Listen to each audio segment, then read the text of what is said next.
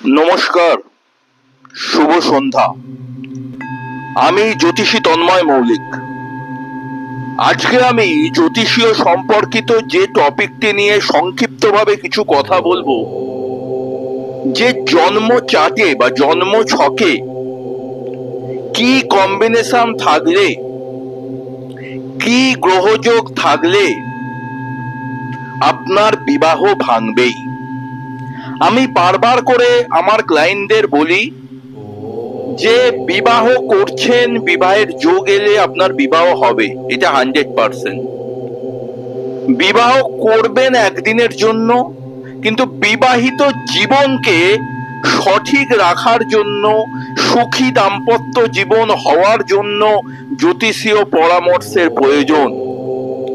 আমার কাছে যারা ক্লায়েন্ট আসছে তার 90% আমি দেখছি যে তারা হয়তো 6 বছর, 8 বছর, 9 বছর প্রেম ভালোবাসা করেছেন, তারপর বিবাহ বন্ধনে যখন আবদ্ধ হচ্ছেন, বিবাহের পরে তাদের বিবাহিত জীবন কিন্তু ডিস্ট্রয়েড হয়ে যাচ্ছে।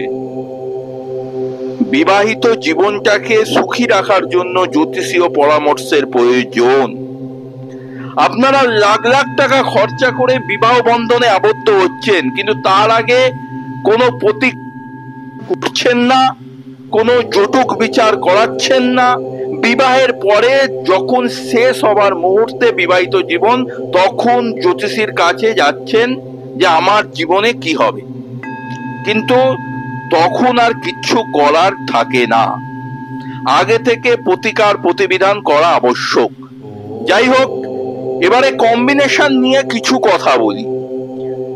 লগ্ন চার্টে লগ্নের থেকে লগ্নকে 1 নম্বর কাউন্ট করে 7th হাউস, 7th হাউস থেকে আমাদের বিবাহ বিচার করা হয়। যার যেটা লগ্ন, কারো মেষ লগ্ন হতে পারে, কারো কর্কট হতে পারে, কারো তুলা হতে পারে, কারো কুম্ভ হতে পারে। যার যেটা লগ্ন, সেই লগ্নকে 1 নম্বর কাউন্ট করে আপনি 7th হাউসে যান। 7th হাউস মানে সপ্তম ঘরে কোন গ্রহ আছে বা সপ্তমপতির প্লেসমেন্ট। বিবাহিত জীবনকে কন্ট্রোল করে 3টি প্ল্যানেট, একটি শুক্র, একটি চন্দ্র এবং একটি মঙ্গল। শুক্র দেয় শয্যা সুখ। আপনি বিবাহিত জীবনে কতটা শয্যা সুখে আপনি স্যাটিসফ্যাকশন পাবেন সেটা ডিপেন্ড করে শুক্রের উপরে।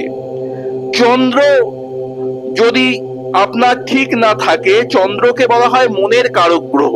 তাহলে চন্দ্র যদি অশুভ হয়ে যায়, স্বামী স্ত্রীর মধ্যে মনের মিল থাকবে না। আর মঙ্গল দেবে গৃহ শান্তি।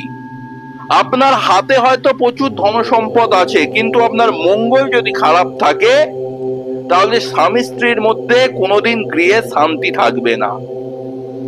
কিন্তু 7th হাউস হচ্ছে খুব গুরুত্বপূর্ণ হাউস, আমাদের বিবাহের ঘর। সেই 7th হাউসে যদি রবি কেতু থাকে, রবি আর কেতু, তার বিবাহ ভাঙবেই। আগে আমার কথা মিলান, আগে আমার কথা যাচাই করুন। 7th হাউসে যার যেটা লগ্ন, সেই লগ্ন থেকে আপনি 7th হাউসে যান। 7th হাউসে যদি রবি এবং কেতু থাকে, তার বিবাহ ভাঙবেই। যদি 7th হাউসে মঙ্গল কেতু থাকে, তার অকাল বৈধব্য যোগ দেখা যায়। বিবাহের পরে তার অকাল বৈধব্য যোগ। 7th হাউসে মঙ্গল কেতু। 7th হাউসে রবি রাহু থাকলে তার দেখেছি যে প্রেম বিবাহ হয়, প্রেম বিবাহ। কারণ 7th হাউসে রাহুর কানেকশন যখনই চলে আসে, ম্যাক্সিমাম জন্ম ছকে যদি থাকে, আমি দেখেছি আমার ব্যক্তিগত অভিজ্ঞতায়, তার প্রেম বিবাহ হয়। কিন্তু সেই রাহু যখন রবিযুক্ত হয়ে গেল, তার বিবাহিত জীবন কিন্তু অন্ধকারময় হয়ে ওঠে। 7th হাউসে বৃহস্পতি, আমি বারবার করে বলেছি বৃহস্পতি নৈসর্গিক শুভ গ্রহ, কিন্তু বৃহস্পতি 7th হাউসে থাকলে তার বিবাহিত জীবন কোনো সময় ভালো হয় না। 7th হাউসে বৃহস্পতি আপনার বিবাহিত জীবন ডিস্ট্রয়েড করে দিতে পারে। 7th হাউসে বৃহস্পতি, তার উপরে যদি রাহু কেতু বা শনির অশুভ দৃষ্টি থাকে, তার বিবাহ ভাঙবেই। নবাংশ চাটে, নবাংশ চাট, D9 চার্ট খুব ইম্পর্টেন্ট। বিবাহের ক্ষেত্রে D9 চার্ট দেখা খুব প্রয়োজন।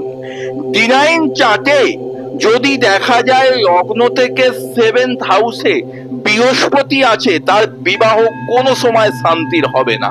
আগে আমার কথা মেলান, আগে আমার কথা যাচাই করুন।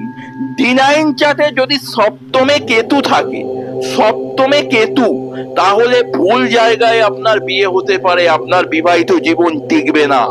যদি D9 চার্টে সপ্তমে কেতু থাকে, এইরকম অনেক কম্বিনেশন আছে। আমি দেখেছি যে বিবাহের আগে জাতক বা জাতিকার পিতামাতারা যায় জটক বিচার করাতে। সেই জটক বিচারে দেখা যাচ্ছে 36 পয়েন্টের মধ্যে 30 পয়েন্ট মিলে যাচ্ছে, 28 পয়েন্ট মিলে যাচ্ছে, 32 পয়েন্ট মিলে যাচ্ছে, বলে দিচ্ছে রাজজটক, বিয়ে দিয়ে দাও। তার বিয়ে 1 বছরও টিকছে না।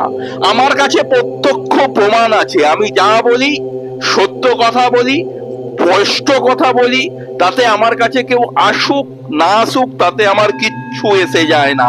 আমি জ্যোতিষটা এক লাইন অন্তত বুঝি যে জটক বিচারে 36 পয়েন্টের মধ্যে আমার 32, 30, 28 পয়েন্ট মিলে যাচ্ছে, তার মানে আমি রাজজটক তা কিন্তু নয়। দেখতে হবে 7th হাউস, দেখতে হবে লগ্নের 7th হাউসে কোন গ্রহ আছে, দেখতে হবে জন্মছকে মঙ্গল, শুক্র, চন্দ্রের পজিশন কি আছে, দেখতে হবে D9 চার্ট, নবাংশ চার্ট। প্রতিকার প্রতিবিধান কি করে করতে হবে আমি দেখেছি। অনেক জ্যোতিষ বন্ধু আছে যে সপ্তমে রাহু আছে, তার বিবাহ ঠিক হয়েছে, তাকে একটা গোমেদ দিয়ে দিল যে আপনি পুরোদে নিন, কিন্তু সেটা তার বিপজ্জনক, বিবাহিত জীবন ভেঙে দেয়। প্রতিকার প্রতিবিধান অন্যভাবে করতে হয়, তার জন্য চেম্বারে আসতে হবে, কথা বলতে হবে।